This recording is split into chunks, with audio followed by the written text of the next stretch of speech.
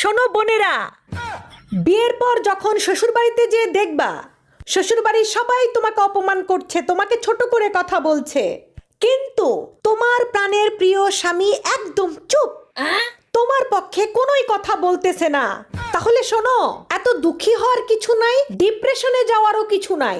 তখন তুমি বুঝে নিবা যে তোমার স্বামী চাচ্ছে তুমি নিজে পুরো পরিবারকে সোজা করো। সে চুপ থেকে এটাই প্রমাণ করতে চাচ্ছে যে তুমি লড়তে শেখো।